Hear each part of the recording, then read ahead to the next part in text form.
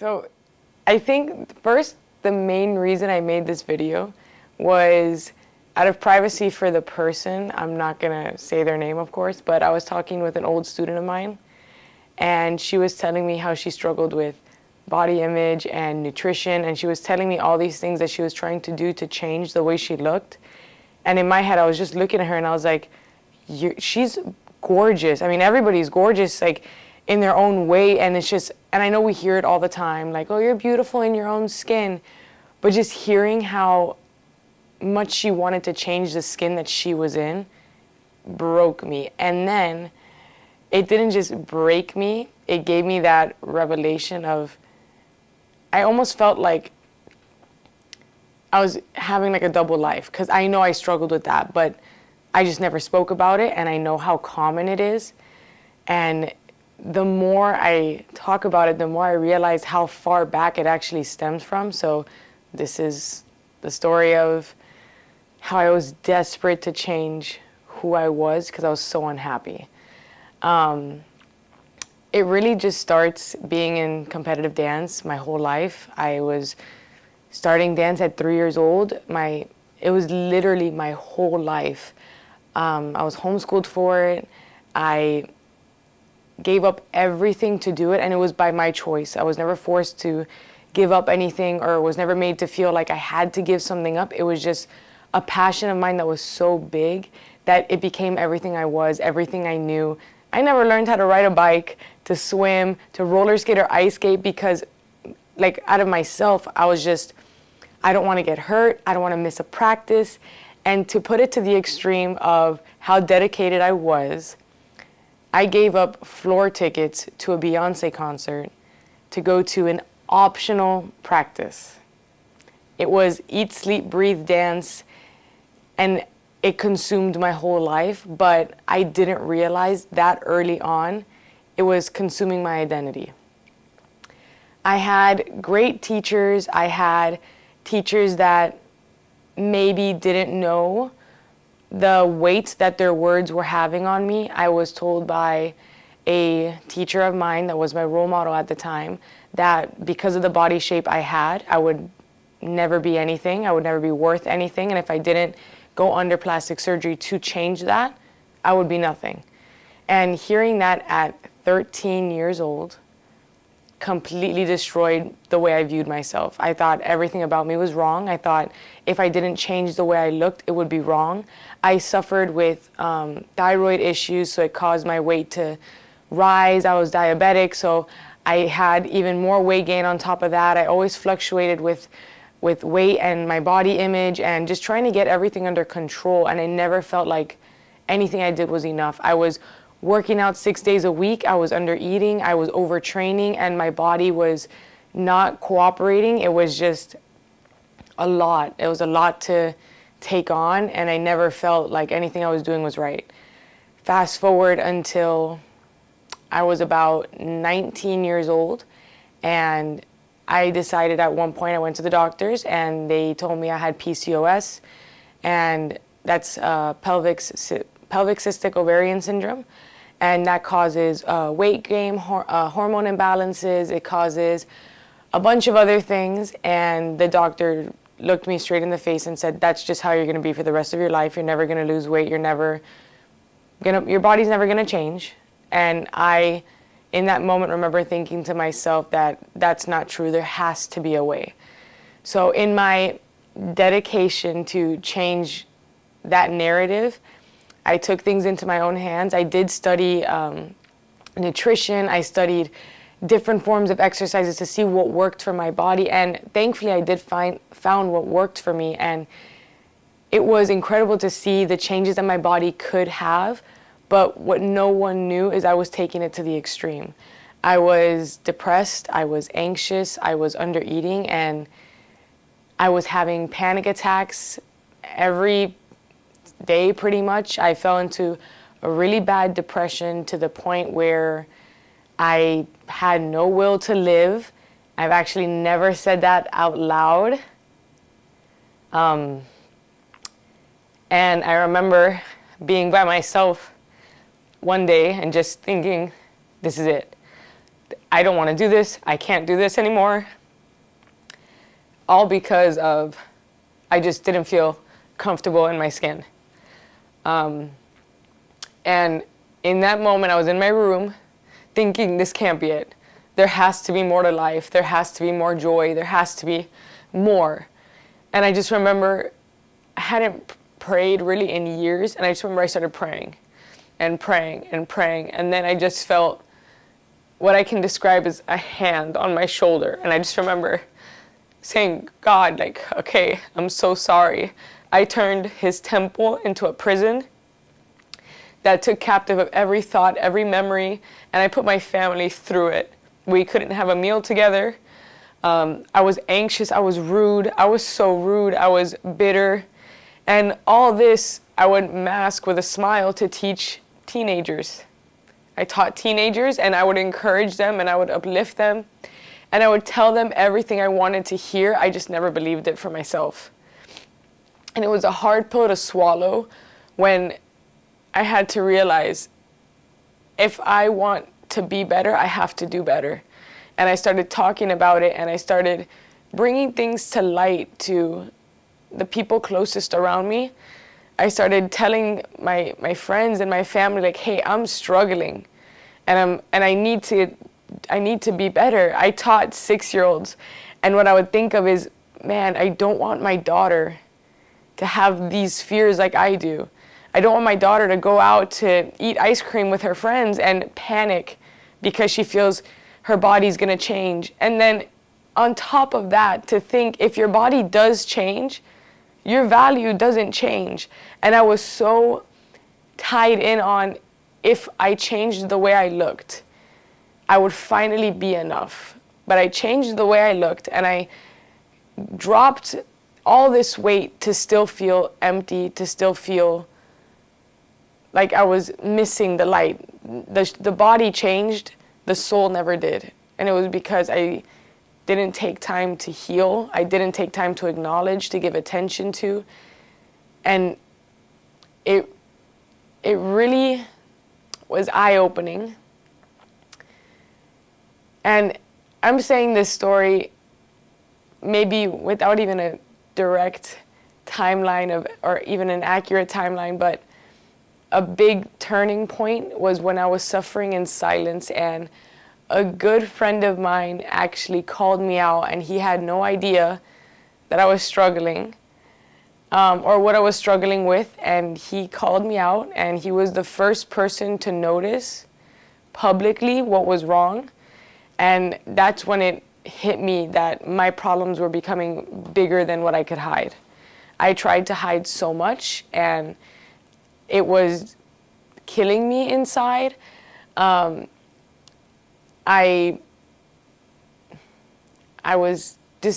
could barely move of how little fuel I was giving my body. I was eating 800 calories a day to 1,000 calories a day, and on my good days, it was 1,500. And for anybody out there that thinks that that's enough, that is really not enough. Your body needs a lot more fuel than that, and I know it because I damaged my body in the process, and now I have athlete's triad that God is fixing, and he's revealing to me that he's teaching me how to overcome it. And I'm so thankful that through this process, he's teaching it to me and revealing to me the roots of a lot of what I've been struggling with. He reveals to me my fears, but he does it in such a gentle way, such a loving way, and it's always with family around, and I'm blessed to have them, and I'm thankful that I have the people around me that can guide me through it. But I know how lonely it could be. It's isolating, it's defeating, and society just makes it 1,000 times worse. And especially now, I'm a big believer that we need to promote health, but I feel like there's a lot of fake health out there. And what I mean by fake health is saying that, oh, I drink this to de-bloat, do this smoothie challenge and you'll lose 10 pounds, do this quick step and your body will change.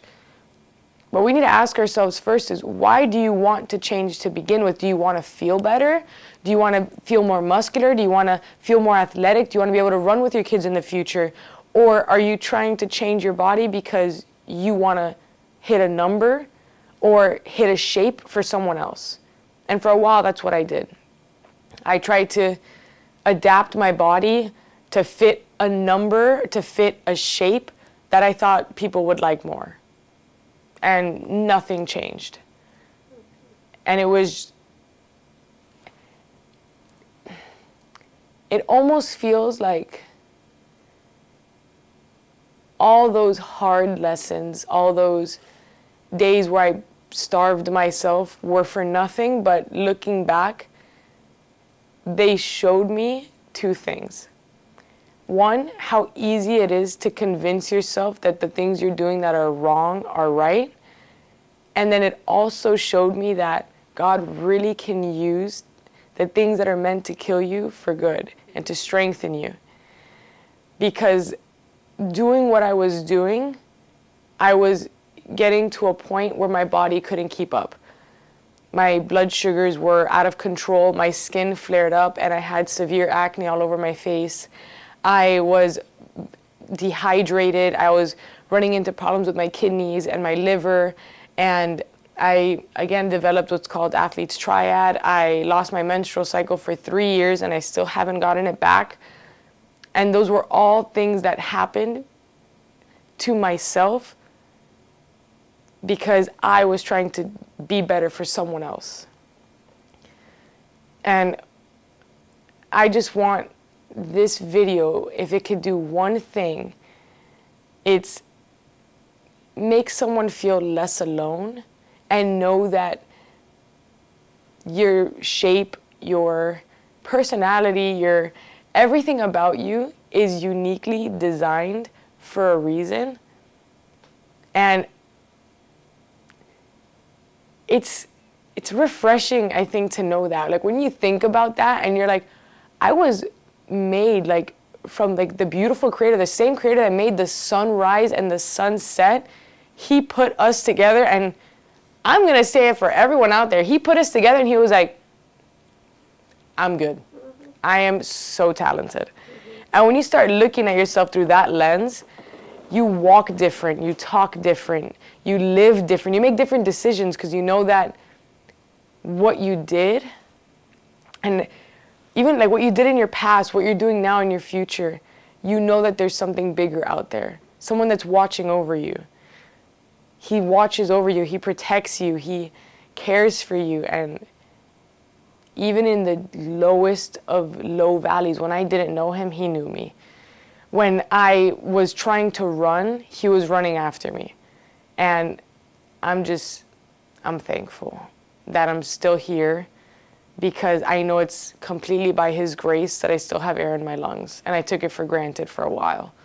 And even when I didn't want air in my lungs, and I was overwhelmed and at a breaking point, he graced me again with air in my lungs to just keep going. And I don't know what my future looks like. I don't know what my future family looks like, but I know that in the center of it all, he's gonna be there. And I know that my husband's out there. I know that my kids are gonna grow up in a loving home with a bunch of aunts and uncles that love them. And I know that they're gonna have great grandparents, and I know that they're gonna be they're gonna be great no matter what. They're gonna be protected. That's all I know. I would tell the girl I would tell the person that's struggling the way I did with nutrition and body image and not feeling like they were ever enough, I would tell them two things. One, I would tell them, if the people around you love you because of what you do or the way you look or something that you offer, that's not love. The people around you are going to love you at your highest and at your lowest. If you mess up, if you succeed, they're going to love you unconditionally, no strings attached. That's love. And they're going to choose to love you even if you make a mistake. They're going to choose to love you even when they may not like you or they may not agree with your decision. Their love is going to surpass all of that. And the second thing I would tell them is, nothing changes if nothing changes. I heard that quote and it really stuck with me because I felt like I was in this cycle and I kept praying, God, I don't understand. I don't know why I can't get out of it. I don't know what I'm doing. And it was the fact that I kept putting myself in the same position, making the same decisions, but expecting a different result. So nothing was changing because I wasn't doing anything to change it. God was giving me the strength. He was giving me the realization. He was giving me the wisdom to understand what I was doing was wrong, but I also wasn't redirecting my actions. So I kept falling back in the same cycle. And another thing I would tell them is healing isn't linear. Healing isn't steady. Healing has its ups and it has its downs, and it can look messy. And I think sometimes when you heal, it's gonna break you before it ever pieces you back together. But another visual that I always come back to is looking at like mosaic art. That mosaic art that's a bunch of broken pieces, beautifully pieced together. And that's how I feel that we are. We're a bunch of broken, imperfect people, pieced together beautifully. And every crack was maybe the cracks were meant to break you, but God uses those cracks to make you into that beautiful mosaic. And that to me made me feel a little bit more confident because I just kept thinking of the broken pieces. I kept thinking, well, I'm too far gone. I'm too broken. I'm too this. And then I started to realize like he can use those broken pieces. He can use that. He can use what hurt you to help other people. And I got that advice one time that what you went through may not even have been for you. It might be so that you can sympathize with other people and that you can tell your story, and your story can have somebody else feel heard and understood. And I'm not sharing this story to get sympathy. I'm not sharing this story for title. I'm sharing this story for awareness that it's common and it happens, but you don't have to stay where you are. You can make the decision to redirect. You can make the decision to change. And it's not an easy decision. Mm-hmm. It's not even the decision that is the hard part, because you can choose, okay, I want to change. It's the daily actions that are difficult, but you'll get there. That's the best way I can put it. I really want to take a moment to emphasize the weight of the way that God saved me, because he saved me and I didn't even know him. He knew me.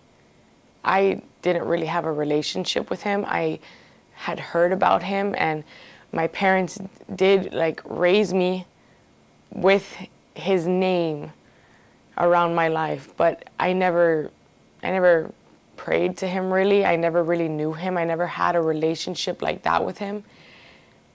And I never thought I was even worthy of a relationship of like from God, because I was so broken. I had made so many mistakes, things that had happened to me that made me feel, I just felt, the best way I can describe it was dirty. I felt gross in my own skin. I felt everything that had happened to me, everything that I had done, all the mistakes I had made were just embedded in my DNA. That's what it felt like. It felt like I couldn't get rid of it. And it was in that moment in my room, and every time I go back to that side of my room, I'll never forget. I was at a breaking point. And it was the breaking point of, I can't do this anymore. I don't want to do this. This can't be it. If this is all that life has to offer, I don't want to do it. That's the point I was at. And he met me with just a hand on the shoulder. And what that hand meant to me was, there's more. let me show you that there's more. And to be honest, I was like, this doesn't feel real. It doesn't feel real. And every time I would just take a deep breath, it just felt like weight was lifted off my shoulders. I didn't get all the answers in that moment, but I got peace. And that was the only answer I needed. I knew that there was, in that moment, I just remember thinking, there's more. I don't know what or who he is, but I know that there's more. And he met me when I was broken. And he, in the last 5 years, pieced me back together with such intricacy and revealed to me the parts of me that weren't a part of my identity, but were things I was holding on to, that were spoken over me, that were done to me, that were affecting me from outside sources. And it's just a reminder and a part of my testimony that he will meet you at your lowest of lows, and he will piece you back together piece by piece. And it can be scary to put your trust in something you don't even know what it is, but it's easily the best decision I've ever made in my life, and I know the people around me know it, and all I want to do for the rest of my life is just thank him for saving my life, because he did. I wouldn't be here in this moment with the people I'm with, knowing the people that I know, if it wasn't for him saving my life.